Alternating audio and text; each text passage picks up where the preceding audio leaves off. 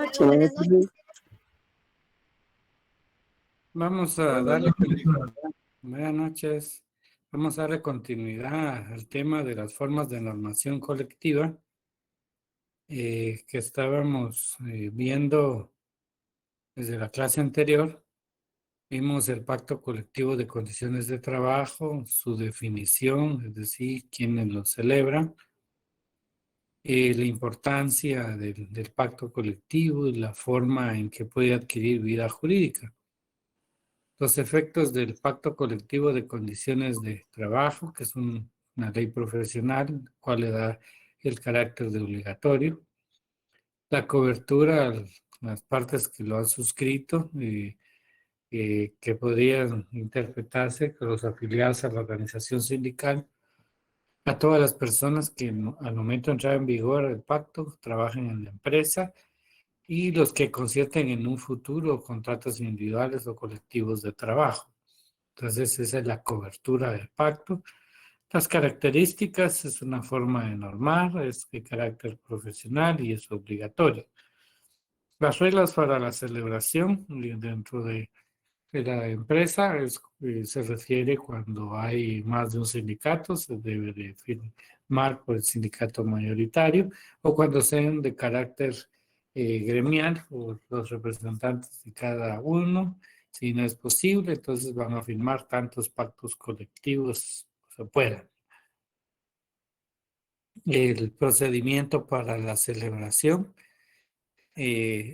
Conversamos que lo fundamental es que se debe hacer llegar normalmente son los trabajadores a través del sindicato que elaboran un proyecto de pacto y se lo hacen llegar al empleador.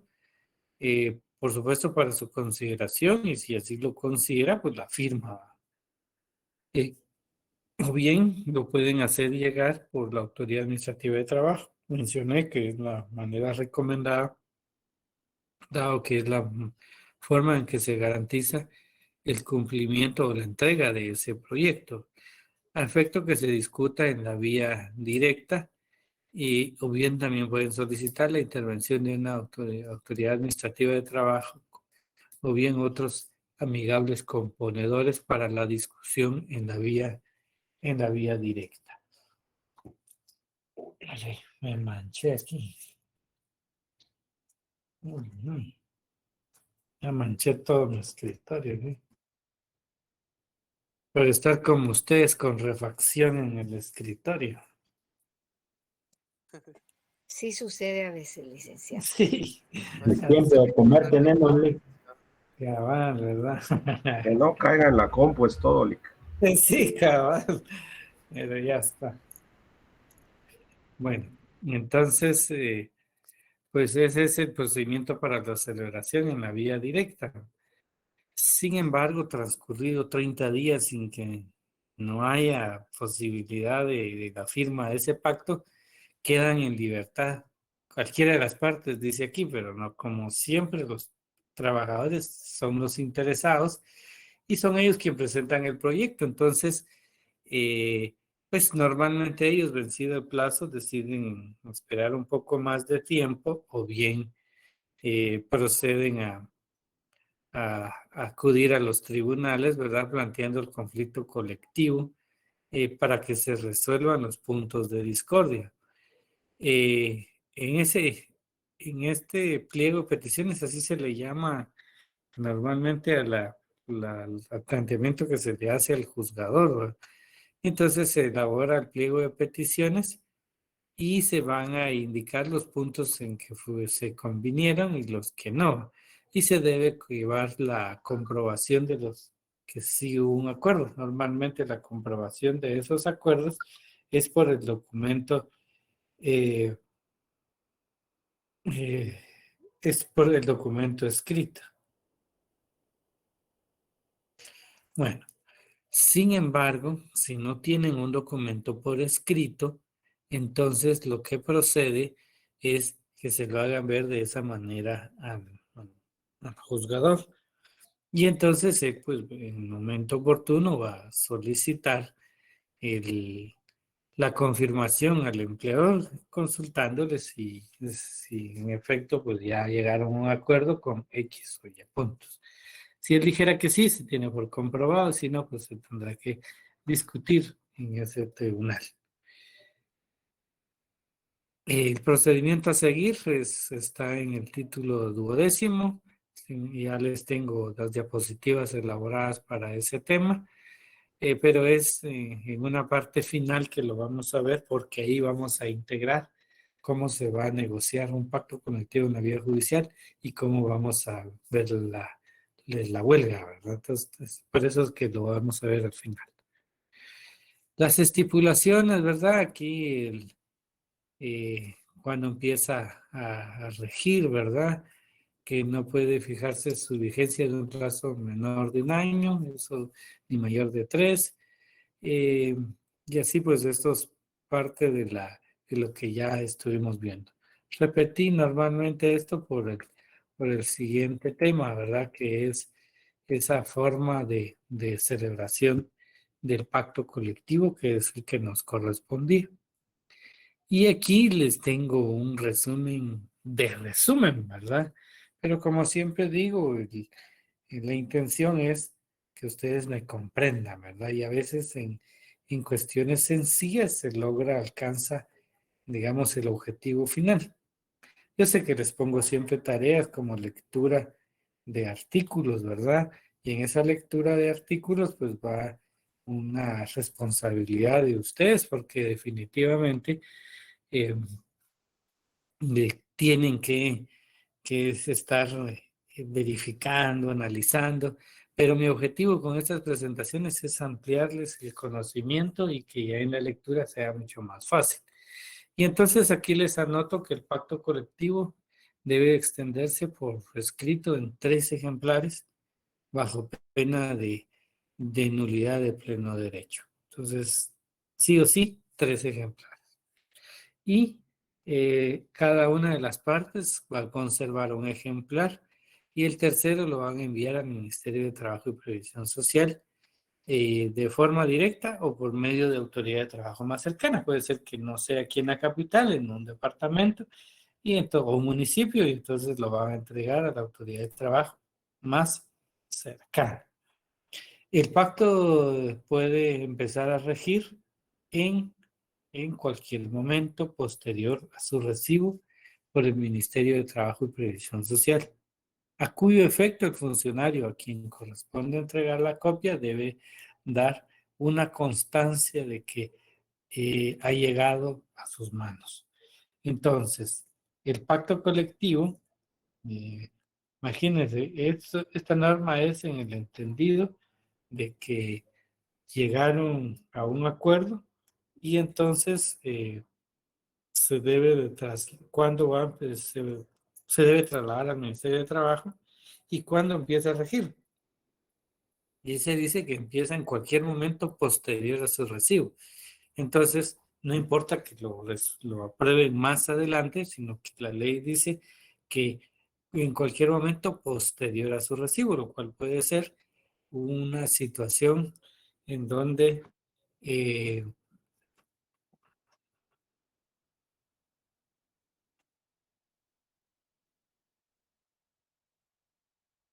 una situación muy particular, en este caso les quería indicar, en donde casi surte sus efectos de forma retroactiva, porque la resolución puede ser firmada un mes, 2 meses después, pero este va a surtir sus efectos en ese momento posterior a la presentación. Y normalmente casi siempre es en el día siguiente, es lo que les estaba diciendo, salvo que el Ministerio de Trabajo en la resolución establezca una fecha distinta. Casi siempre es al día siguiente de la presentación, aunque la ley diga empieza a regir en cualquier momento posterior a su recibo. Y el Ministerio de Trabajo y Previsión Social debe estudiar el texto del pacto sin pérdida de tiempo. Y ese estudiar significa analizar si cumple con las condiciones, con las regulaciones del Código de Trabajo o cualquier otra disposición reglamentaria o leyes de previsión social. Y si existe violación a las normas, debe ordenar que se ajusten a las disposiciones de ley. A ese procedimiento se le llama procedimiento de homologación. Y entonces se va a homologar porque vamos a tratar de igualarlo a las normas laborales, pero se traduce específicamente en la verificación que este pacto colectivo no vulnere normas laborales. A eso se denomina procedimiento de homologación.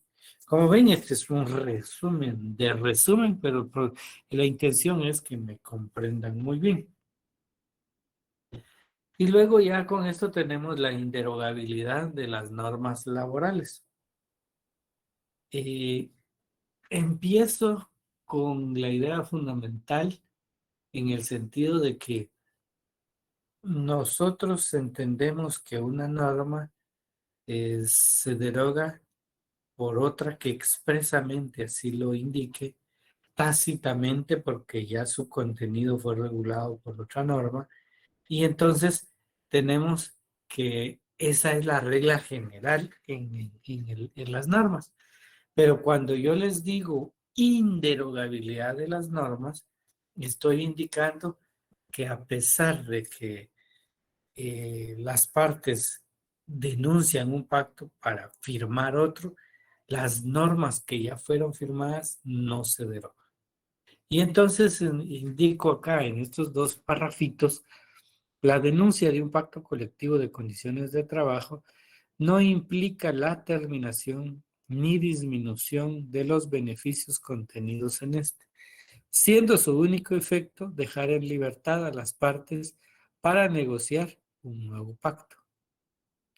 Bajo el principio de los derechos adquiridos, aquí sí se habla de derecho adquirido porque a mí me pelean conmigo los compañeros sindicalistas porque me dicen, es un derecho adquirido, me dicen, pero no está por escrito, no sabemos dónde está, ¿verdad? Entonces cuesta comprobar que es un derecho adquirido. Pero aquí sí es un derecho adquirido porque el pacto colectivo fue firmado, fue denunciado, pero ya entendemos, ya sabemos que es una denuncia. Solo deja en libertad a las partes para que puedan negociar un nuevo pacto. Aun cuando se celebre otro, continúan vigentes. Entonces, esa es la inderogabilidad de las normas laborales. Puse un ejemplo, mejor regreso, puse un ejemplo en la otra clase en donde vi una oportunidad, varias oportunidades, pacto colectivo, en donde un empleador dejó consignado la posibilidad de despedir a 6 tipos de trabajadores, dados los puestos que tenía. Y entonces, pues ganó en esa oportunidad, en el pacto A, así estaba estipulado, pero luego ya, cuando ya estaba por vencerse el plazo del pacto, decidieron denunciarlo para celebrar otro. Y para celebrar otro se supone, y así debe ser, debe consignarse para tener mejores condiciones laborales, no desmejorar las condiciones laborales.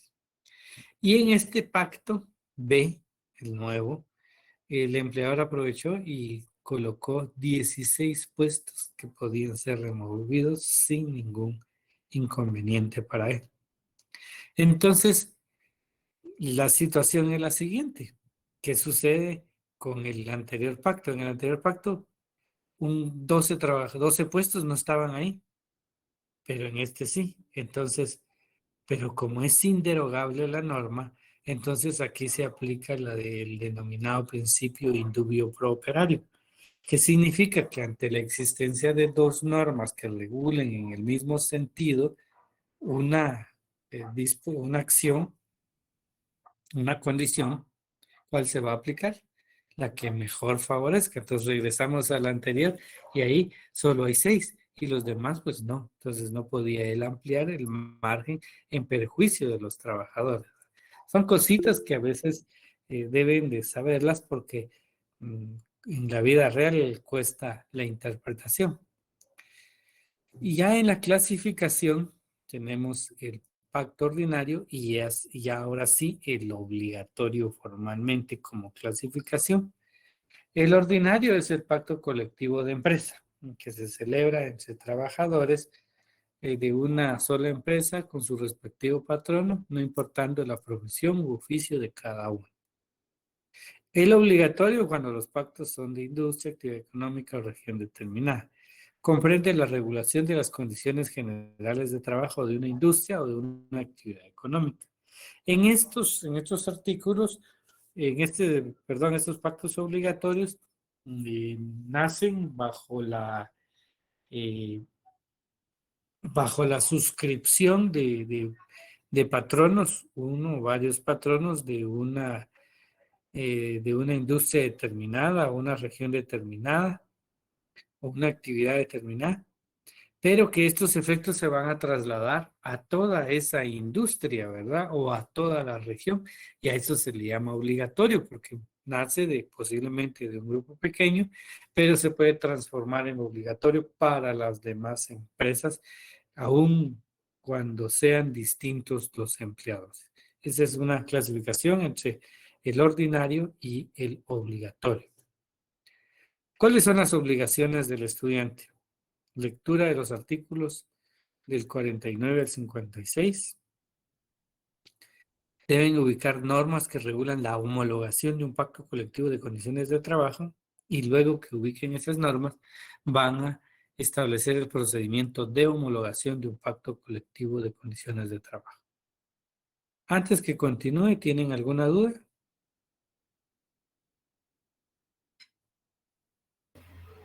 Licenciado, perdone, a mí me quedó un poco de duda en relación a esto de que cuando se denuncia un pacto y el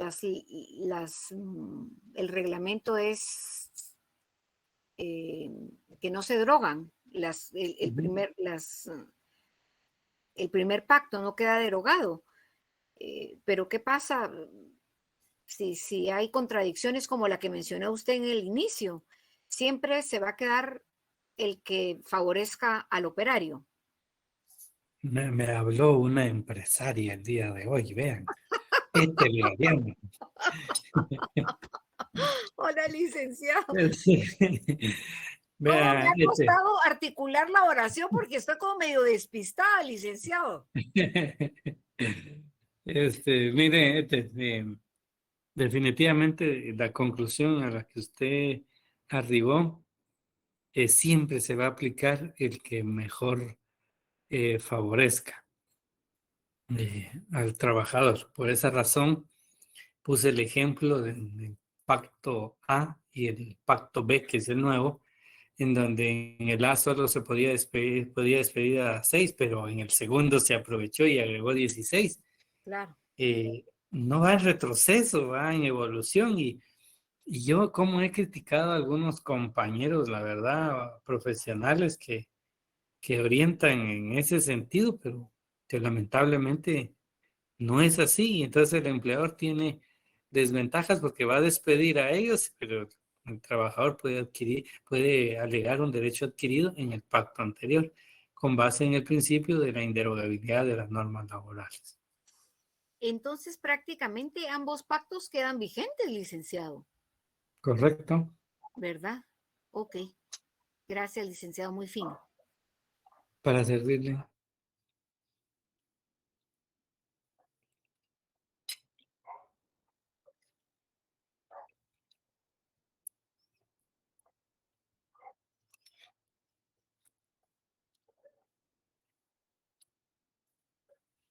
Muy bien, no hay dudas. Vamos a pasar al siguiente tema. Pero déjenme probar mi último bocadito aquí. Dele, buen provecho. ¿Han probado ustedes el banano con miel? Delicioso, Lic.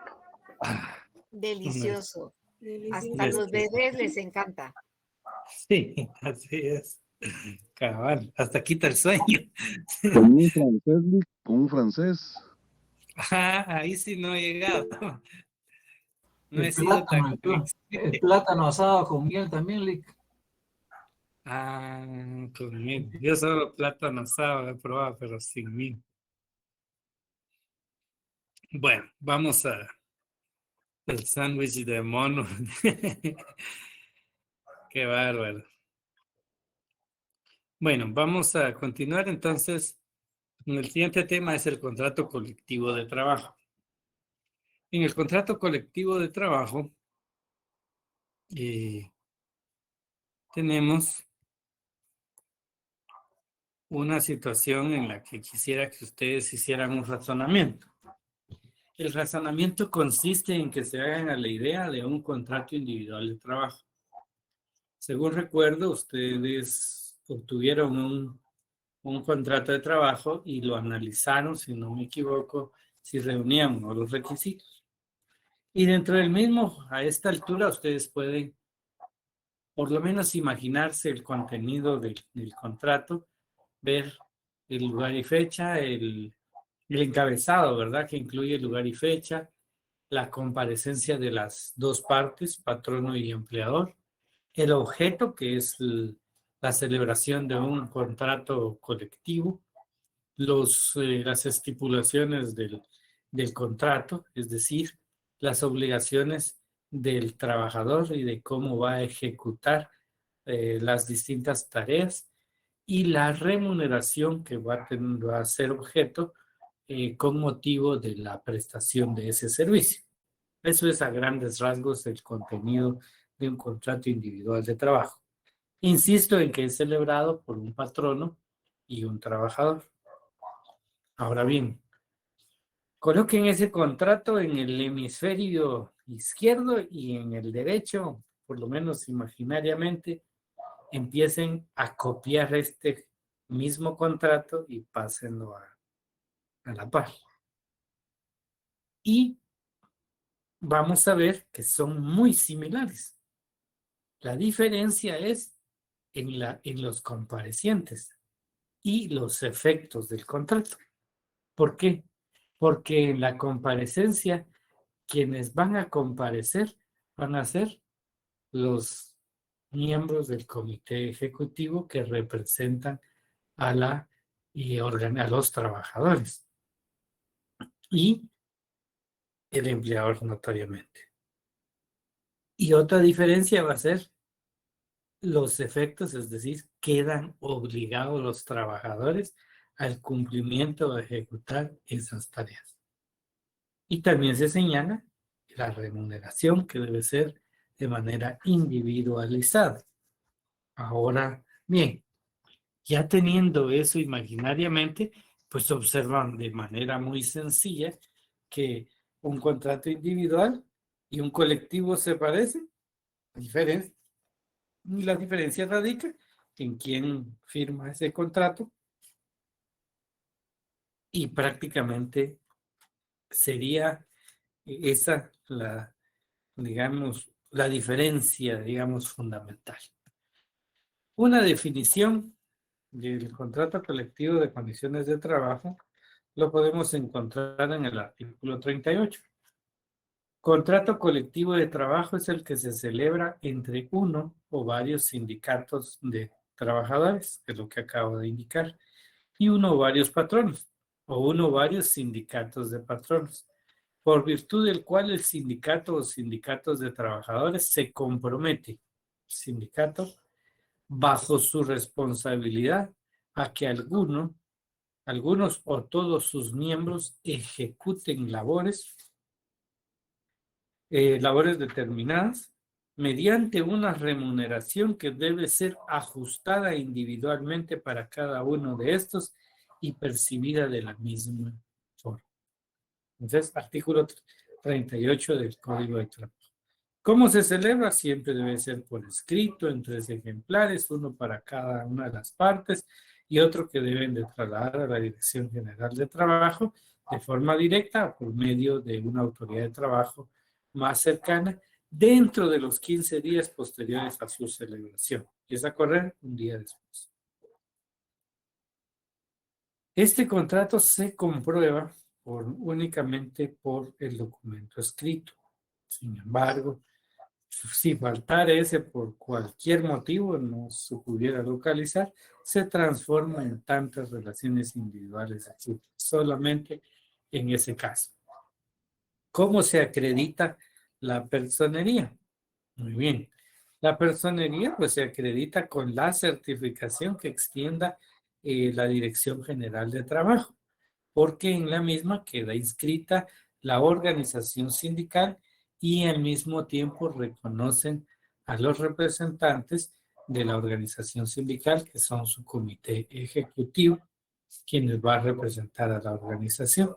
Entonces, se acredita con esa certificación, usualmente traslada la resolución y el acta de consta la inscripción de la organización sindical. Coexistencia de contratos colectivos. Sí pueden existir varios contratos, el empleador puede firmar por varios, si hay varios sindicatos en su empresa, podrá celebrarlo y entonces, pero ¿qué va a suceder? Sucede lo mismo que el pacto, que si en uno de los pactos colectivos hay mayores beneficios, los empleadores van a solicitar que se aplique ese beneficio para eso. Ese es el efecto digamos, que pudiera tener cuando hay varios contratos colectivos de condiciones de trabajo. La inafectabilidad del contrato colectivo por separación del patrono o disolución del sindicato. Pues no se afecta de ninguna manera. Este contrato colectivo continúa vigente, sigue rigiendo el contrato colectivo, ¿verdad? Según lo establecido en el artículo 43 del Código de Trabajo. Responsabilidad del sindicato para el cumplimiento del contrato colectivo. Pues definitivamente esta es una de las características del contrato colectivo, porque el sindicato queda obligado a velar que se cumplan con ese contrato, principalmente en la forma en la ejecución de las tareas asignadas. ¿Y cómo se comprueba? Ya lo mencioné, que es por medio escrito. Y si los 3 ejemplares se perdieron por alguna razón, pues se van a convertir en contratos individuales. Convenio colectivo de condiciones de trabajo. Un convenio. Aquí siempre con mis rarezas para explicar. Pero como ya expliqué que es el pacto colectivo, que es el que regula las condiciones en que el trabajo deba prestarse y que es celebrado por el sindicato y por los empleadores. Ese es el pacto colectivo. El convenio de condiciones de trabajo también va a regular las condiciones en que el trabajo deba de prestarse. Sin embargo, la diferencia entre uno y otro es por el hecho de quién lo firma, porque aquí van a firmar el grupo coaligado de trabajadores, que son los 3 delegados que señala el artículo 377 del Código de Trabajo. Entonces, ¿qué es el convenio colectivo de condiciones de trabajo? Convenio colectivo de condiciones de trabajo es el que se celebra entre un grupo coligado de trabajadores no sindicalizados y un empleador o varios empleadores para pues, regular las condiciones en que el trabajo deba de prestarse, es decir, las condiciones laborales. ¿Cómo se celebra? Pues definitivamente, pues en el mismo margen en el cual está establecido en el artículo 37 de manera muy sencilla, pues definitivamente aquí hacen, dado que no están sindicalizados, la situación pues se convierte en muy simple y a pesar de que es muy riesgosa, como habíamos mencionado con anterioridad, pues resulta que pues ese es el mecanismo para la celebración, ¿verdad? Entonces aquí en el 377 designan a 3 delegados que conozcan muy bien las causas que provocan el conflicto y a quienes se les conferirá en el propio documento poder suficiente para firmar cualquier arreglo en definitiva o simplemente ad referéndum. Entonces, esa es la manera en que se celebra. Sus características, las del convenio. Celebrado por grupo coaligado, ya lo dijimos. ¿Es por escrito? Sí. Pueden hacer mediante arreglo directo y judicial, es correcto, por eso es su característica. Es una ley profesional porque al igual que el pacto, sus disposiciones son de carácter obligatorio, obligan a las partes. Y también es inderogable, también le aplica las disposiciones de la inderogabilidad de las normas laborales. Reglamento interior de trabajo. El reglamento interior de trabajo, pues no es más que el instrumento elaborado por el empleador, facultado únicamente hacia él para regular las condiciones en la ejecución de las distintas tareas que realizan dentro de su empresa.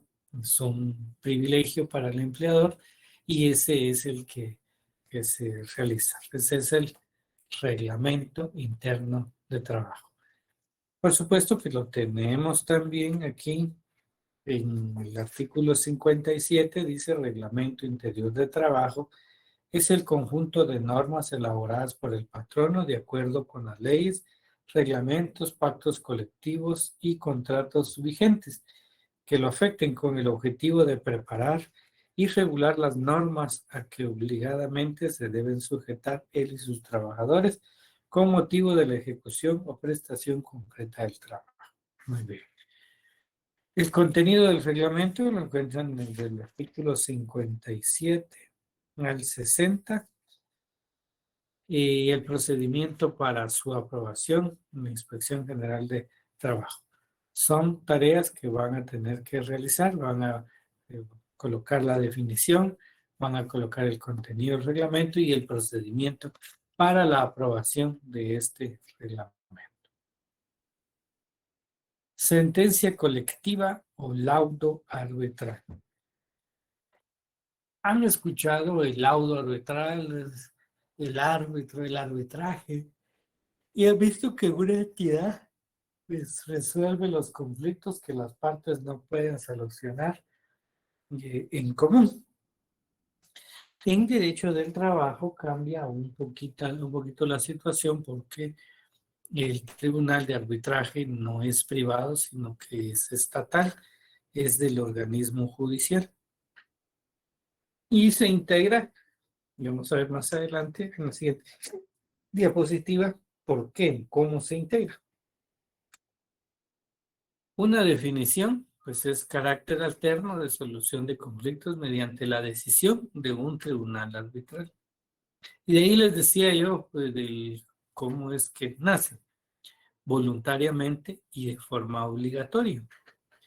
Voluntariamente, porque antes o después de la conciliación y aún después de declarada la huelga, pueden ponerse de acuerdo y someterse a un tribunal de arbitraje y entonces el juez va a ser el presidente del tribunal y él va a llamar a los trabajadores que van a integrar ese tribunal de arbitraje.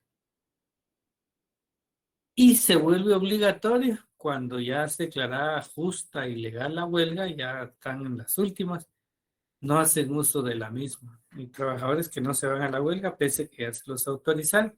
Entonces la ley ordena irse a un arbitraje de carácter obligatorio. ¿Dónde está regulado el arbitraje? Artículo 397 al 408 del Código de Trabajo. Muy bien, jovenazos, a ver qué dudas tienen por el momento.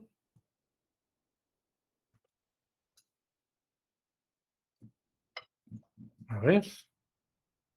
Licenciado, perdone.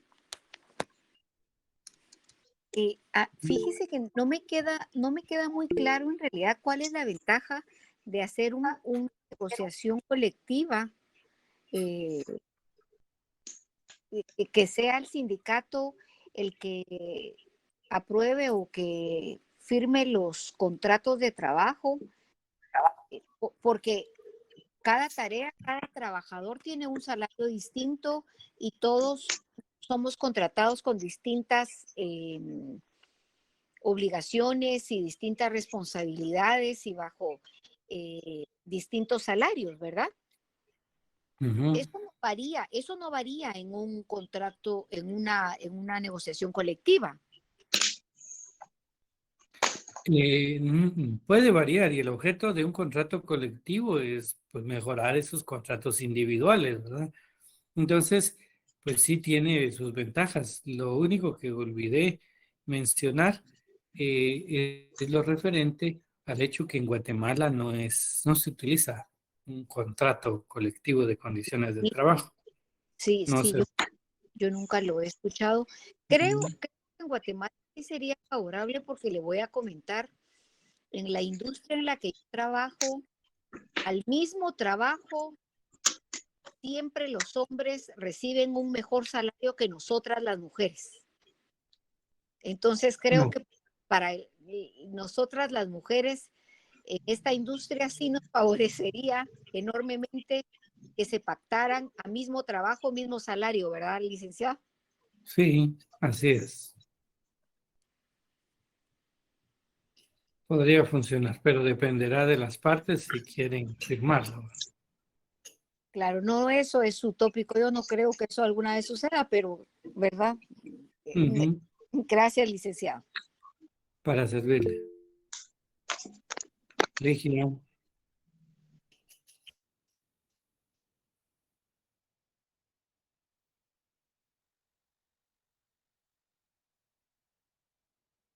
¿Alguien más?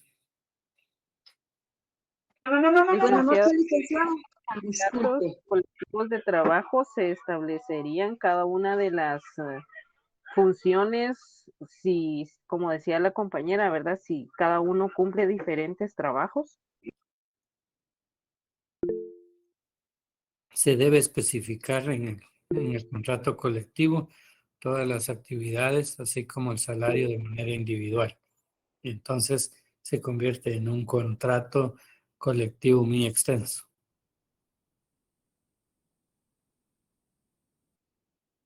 Ligia. Muy buenas noches, licenciado. Mi duda es sobre lo que es el laudo arbitral. Resulta que yo trabajo para el Estado y nos quieren dar un dinero. El problema es de que están haciendo, yo lo veo como un convenio de pago, no sé si será así, de que de esa cantidad nos quieren reducir un 30% de pago de honorarios de los abogados. ¿Eso procede o no procede, licenciado?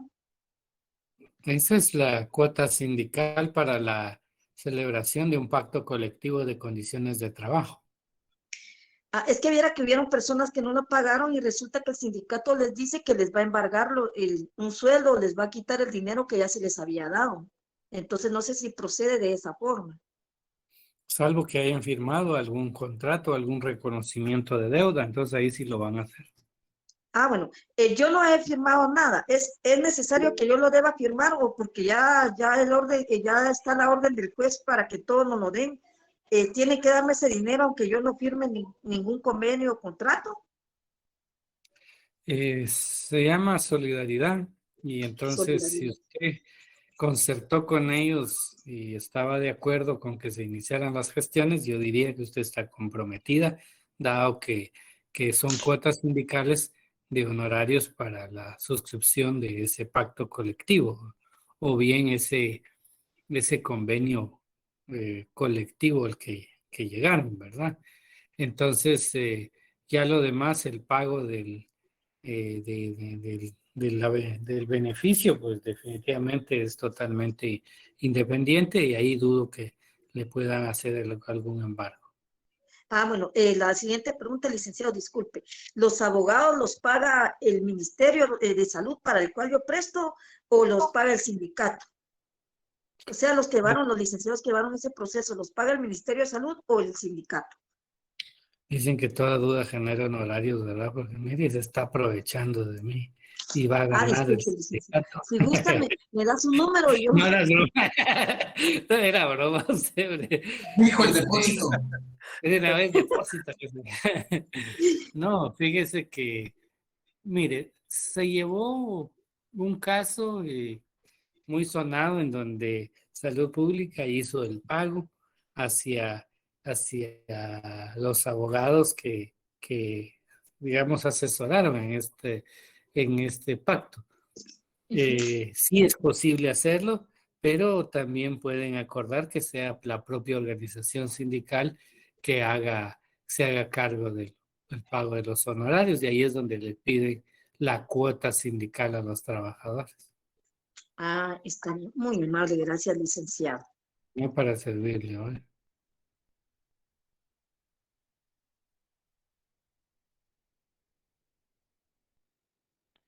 Licenciado, buenas noches.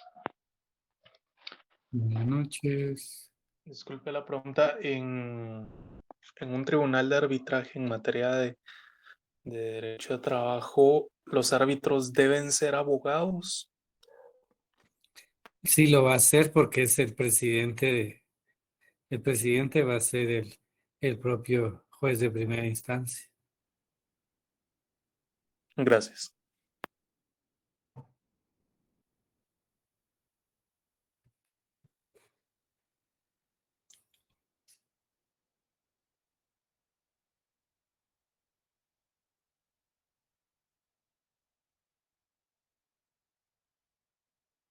¿No hay más preguntas?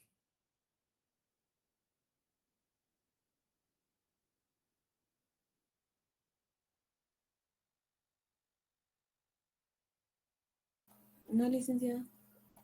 No, Muy licenciado. bien. Excelente, entonces pueden irse desconectando y nos vemos el viernes. Gracias, licenciado. Feliz noche. Buenas noches, Buenas licenciado. noches. Licenciado, muchas gracias. Buenas noches.